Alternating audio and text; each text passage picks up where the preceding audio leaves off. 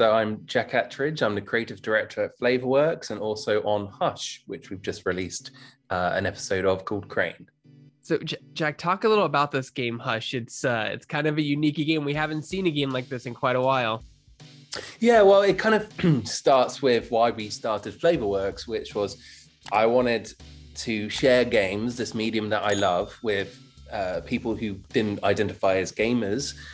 So when I looked at people in my family, my mum, my dad, my sister, and my friends who found games kind of hard to access, either because of the convolution of the design and controls, or the fact that they're very based around skill, the biggest thing that would turn them off was just the fact that they didn't look real, and they were used to CG when it came to like family Pixar movies, you know, but not with mature drama. And so I really wanted to kind of take what I loved about games and give it to people using kind of piggybacking off of a medium that they're more familiar with, which is film or TV. But obviously people had tried that a lot in the past, and it would usually kind of mean you got not really so much gameplay, but almost choices as if you were going through an old DVD menu, like scene selection or something, you know, where you'd click one of two options, it would chug and it would take a while to load, and then eventually it would play the scene abruptly. But we really believed in the craft of games that inspired us, that were polished and seamless, and we wanted to kind of marry that live action aesthetic where you get all the unrivaled nuance of a human face, but then build technology to sort of lift that up and allow that technology to empower interesting gameplay. And so we basically built this engine called Touch Video that was because we found that existing game engines, they weren't built with video as a priority, right? They're built with CGI and real-time 3D as a priority, where the focus is on traversal, like running and jumping and shooting. But we wanted to focus on the sort of more subtle nuances in drama and what could be in gameplay. And so Hush is kind of like our follow-up to our first game, which was Erica, which was published by Sony for PlayStation. It also came out on iOS and PC. And that was kind of where we started to mature the touch video technology. And Hush was us really wanting to turn up the ante on all of the fronts in terms of what we cared about. So Hush is kind of like, I guess you'd say, like a kind of classic guilty pleasure noir experience. I think it's kind of similar to something you expect if you were like watching Sin City or something like that.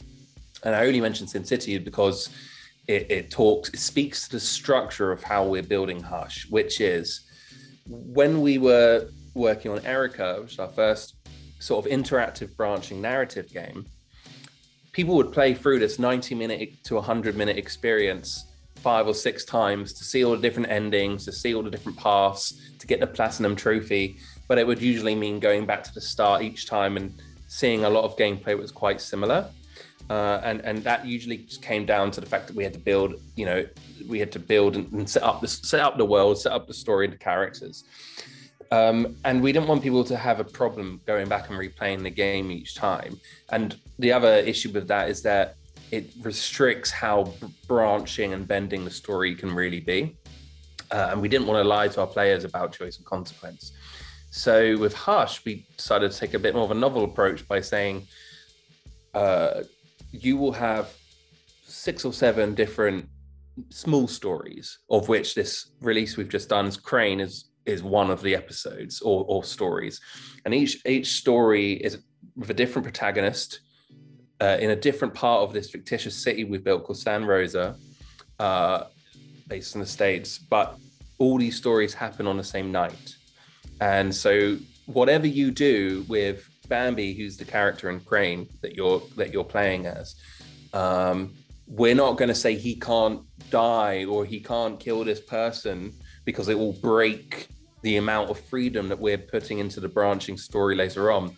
It's very much the case, whatever happens with Bambi happens with Bambi, and then you zoom off to another part of the city where you'll be able to explore these other characters and these other stories. But the nice thing that will gel them all together is the idea that you will hear about these stories, whether it's the ticker tape on the news, on the TV, or you hear it over the radio, or you you read it on the front of the Santa Rosa Chronicle, and it's this idea that the choices and consequences echo into each other's stories, but the kind of structure we've sort of settled upon for Hush gives us and players lots of freedom. You talked a little bit about the development process, but how is it? Is it difficult? Is it harder when making an FMV game compared to a traditional video game? Like, what are some of the differences? I know compression is something that comes up a lot in these games for the video. Yeah, I mean, it's a funny one because we've always not really thought about ourselves as an FMV company, and that was only for the reason that we've always associated full motion video with kind of when people in the 90s tried to sort of merge movies and games, and Sega Saturn and the disc-based media systems that were coming out. And it kind of meant that the gameplay was a bit wasn't there yet, and also the fidelity wasn't there, and the production value and the performances, it was two mediums clashing in a violent way, and we wanted to make two mediums merge in a harmonious way. So that's why we kind of almost distance ourselves from that a little bit, and we're very much a games company culturally. We're all come from game dev, and it means that the kind of standards we hold ourselves to does make the game dev for this stuff pretty excruciating, because for us, the amount of things you take for granted when you're a game designer in a 3D game is kind of crazy. This is almost a little bit more like designing with a hand tied behind your back. Something as simple as and you do start to appreciate what maybe games underutilize a little bit, such as, the ability to have a bit of your clothing ripped, or to see wearing a black eye in your face after a fight. Like, these kind of levels of continuity would be impossible to keep up over hours of branching video, where you're in control, because if in one permutation you've been punched and the other one you haven't, we'd have to film every other scene of the game twice for that, and then when you then multiply that by the ripped clothes and not wearing this piece of clothing, that kind of stuff can be really challenging. But the other thing that becomes really apparent is how much games rely on traversal. I have a friend at another kind of narrative game studio, and he says pretty much 50% of that game is what they designate as free roam. So really just sort of the player moving their protagonist from one room to the next, looking for something to do, looking for the next objective. And usually a lot of the time a little clumsily as well, like banging into walls, getting caught indoors. But that's the stuff that for most people is second nature. It's not where the drama lies. It's not where the storytelling unfolds. And that means for us, every single frame is bespoke. Like, we're not designing 50% of the game and leaving the rest to free roam. It means everything on screen, just like a movie, it is what it is. And because we're not using 3D objects in a traditional sense, it means we can't sort of take this one mechanic, such as, let's say cracking a safe or something like that, and repeat that throughout the experience. The mechanics, the different mechanics you insert in the game, like lock picking or that kind of stuff.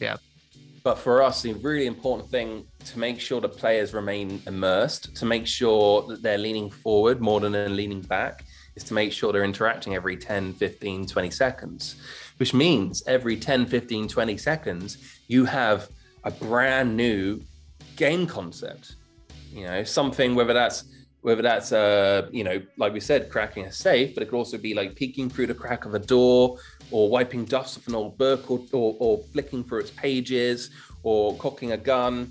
Like thousands and thousands of different concepts that work with our initial systems, which there's a couple dozen of them and they're really powerful. But it means every time we come up with a new concept idea, particularly because for us, the important thing is we want people to touch the world itself. We don't want to touch a layer of abstraction on top of the world like a button. We want them interacting with the world itself. That's a big challenge. Like, even a project we're working on right now internally, every day we're like thinking, okay, so we've seen lockpicks in games this many times, right? But now we have to do that in video with props, 100% in live action, filmed on a camera at hundreds and hundreds of frames a second, so that if you move the slightest, you get this wonderful nuance of fidelity rather than a choppiness. So we're constantly suspending our disbelief. and then communicate that to a user that doesn't know how lockpicks work, who's embodying someone who would use a lockpick. And then thinking, what happens to the rest of the world whilst you're doing this? What's happening with the audio? What's happening with the other characters? What's happening with the lighting? Can there be more than one version of lighting? The amount of thought that goes into every frame is staggering. And that's kind of an ethos that we start with on the game dev side. And then we have to proliferate into the film sets as well. So we're kind of reinventing two industries at once. Do you have a film background? Did anyone on your team have a film background? And does that help with games like this even more so than like a traditional game developer? Yeah, so I originally, when I was about 18, I was going to go to university and get a degree in something. It was either going to be a games degree or a film degree, or a music degree, but I kind of felt like that wasn't so useful for me. So in the end, I ended up with film because this was around the time BioShock had come out and Call of Duty 4, and you could see that cinematic language, that grammar, like seeping into video games, and it was kind of clear the way they were going. And I pretty much decided I wanted to make games when I first played Metal Gear Solid, which is the first game to exploit cutscenes in a very significant way, back in 1998, I think. So I ended up studying film, but it was film production, not like film theory. So it was like getting onto a set, filming, doing sound, editing that stuff. It was very hands-on and practical.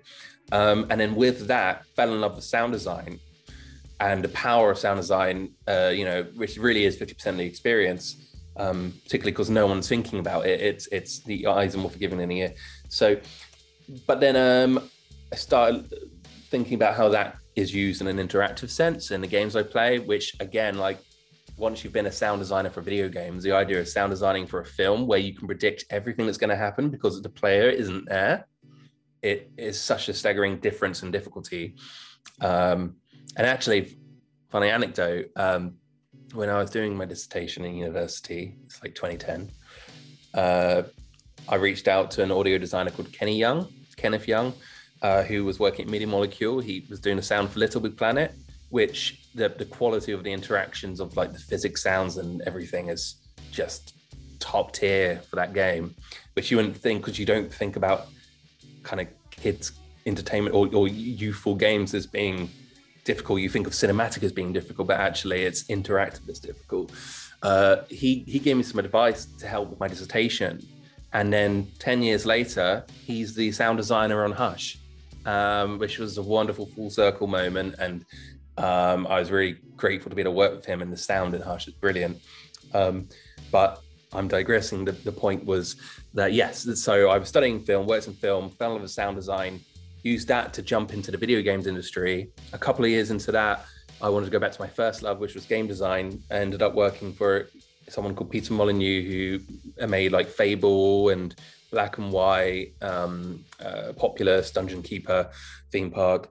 Worked under his ring for a few years, where I was learning more to be a game director than I was to be a game designer in a way, because his ethos sort of existed before there were traditional game design roles. He was doing games in the late 80s and, before there was games degrees and things like that. So it meant, probably what I learned from him was a bit unconventional.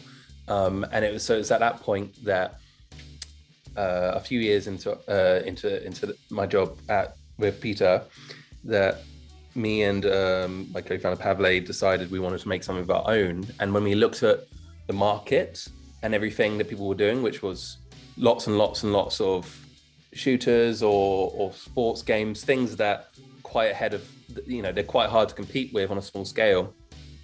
We didn't really feel like anyone was trying to explore the marriage of film and games in a very explicit way, and that was exactly where my skill sets aligned. So we ended up kind of putting a few £100 each together to make like a little demo, and shot it on in an Airbnb on Shaftesbury Avenue, and ended up showing that around, and word got around, and eventually Sony wanted to see it and published Erica. And now what we do internally is try to close the gap between the film side and the game side as much as possible.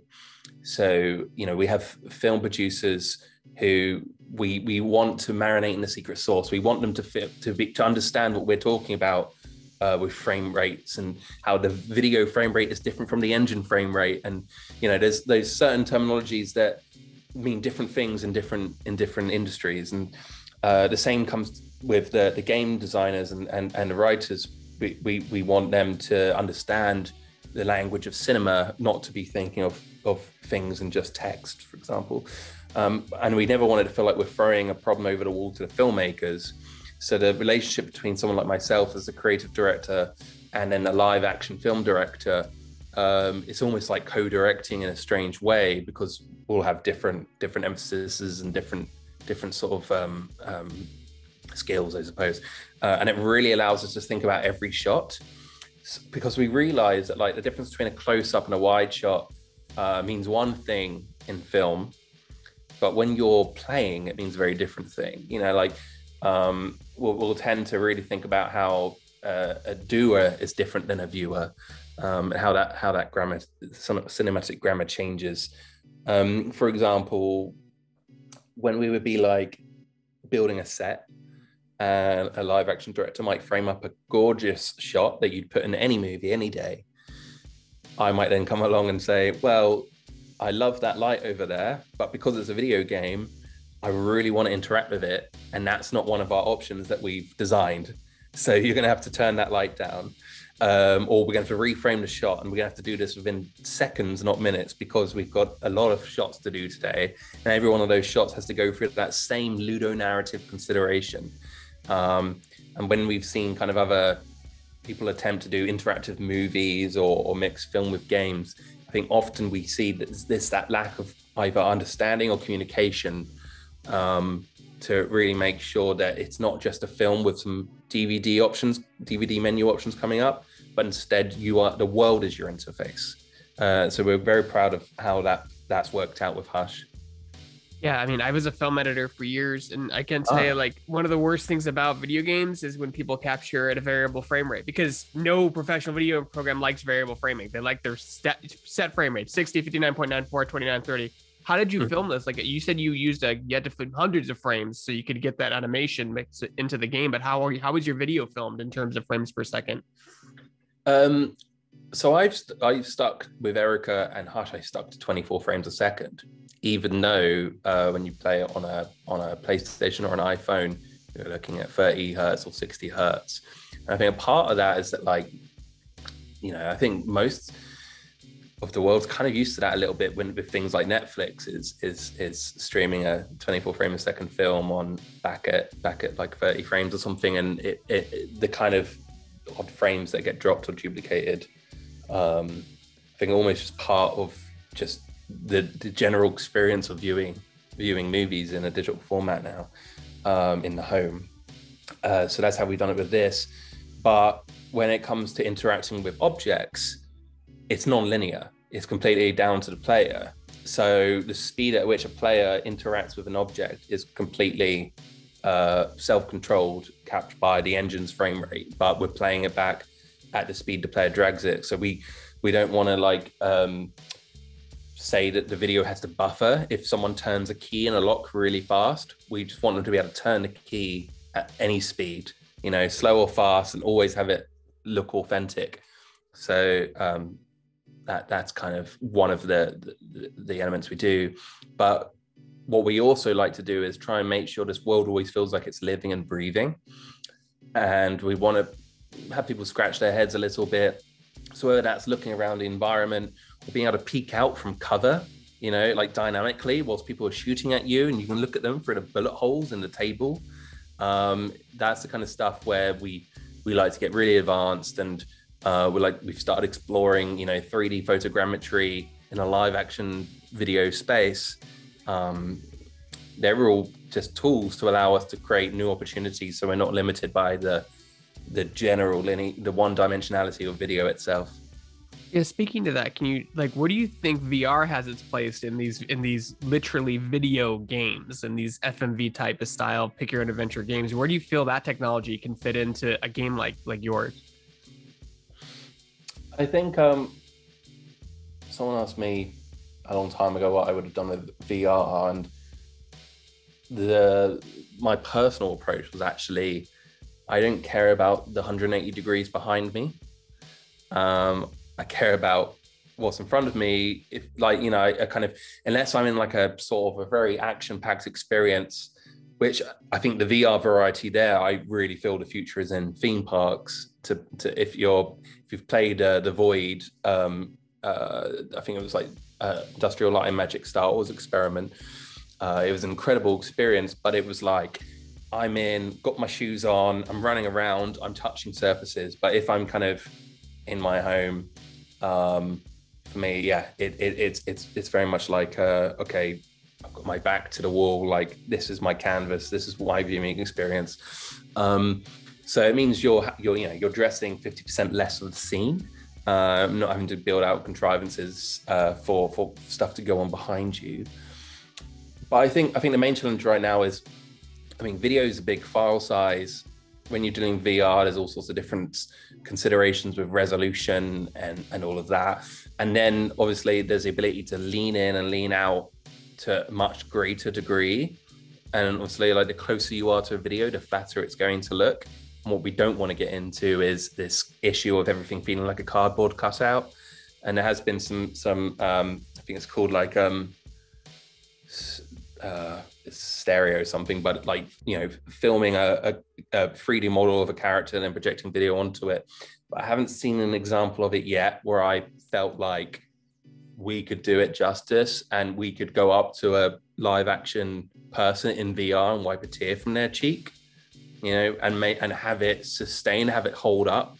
Right now, I love that we can do that on a touch screen or a PlayStation. And, you know, I think for us, the exciting thing was we weren't looking to new technologies to solve these problems or to inspire new ideas.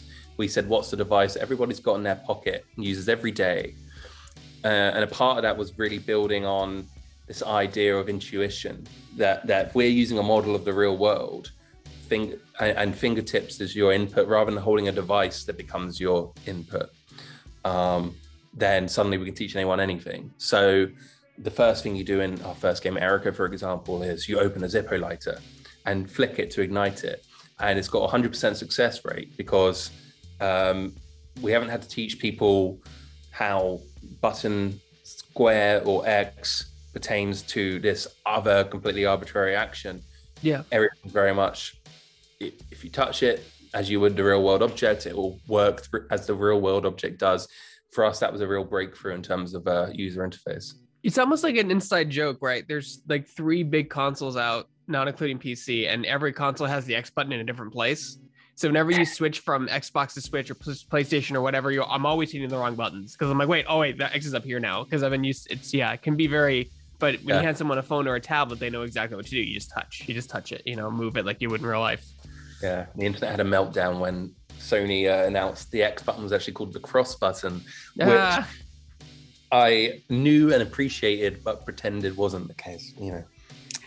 So Jack, your game is out now. Where can people go to support it? Where can they buy it? What platform is it on? And do you have a Discord, Twitter? Where can they reach out to you?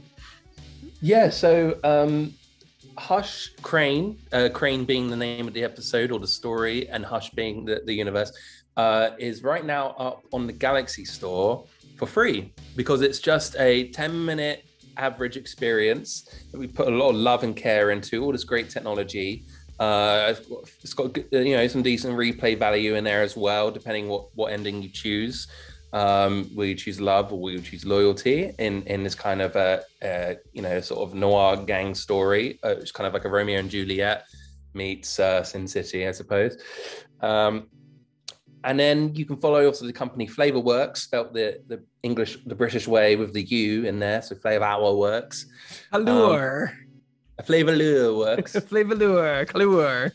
Yeah, that was a big debate whether we should have a U in Flavourworks, but we did. You can get at Flavourworks on Twitter, at Flavourworks Instagram, Flavourworks Facebook. I'm at Jack's Flavor on Twitter if you want to find me there. And yeah, Hush is kind of like a taste of what we're looking to do, and we have a survey at the end of it because we want to get people's experiences. We want to know what to improve in the future. for us, it's very much a case of if people fall in love with this experience, that's a really good indicator for the rest of the episodes of Hush. And when they see issues, that's a real opportunity for us to improve on the craft. I think with Erica, we kept our cards close to our chest for a long time, and then just had a surprise shadow drop on Jeff Keighley's stage at Gamescom 2019. So with this, we felt, we've got millions of people that have played Erica. It would be wonderful to hear from them before we've even released the next game. So, and then my last question is: any plans for other platforms? Xbox, PlayStation? I mean, Nintendo Switch has a touch screen. It does, and we're really excited about what we could do on the Nintendo Switch, and all platforms for that matter. What we've tried to do is, considering we started as an iPad game, we ended up releasing first on a PlayStation with Erica because they challenged us to bring it to the living room, and we came up with some interesting ways to do that, and then obviously PC. And what we've continued to do with the touch video technology is try and make it as platform agnostic as possible, designing a new interface no matter how you're playing: controller, mouse, trackpad, touchscreen, touchpad, Wacom tablet, whatever. Yeah, like we'll work it out. We're looking for new ones just to try and throw some curveballs. I mean, we're even exploring, bringing this stuff to set-top boxes and TVs to see, how we can really bring gaming to more people who don't have that device under their TV. So as for the official platforms of Hush, we'll probably keep that Hush for now as we develop, just so I'm not promising anything. But safe to say we want to bring touch video experiences by Flavourworks to as many people as possible on as many platforms as possible.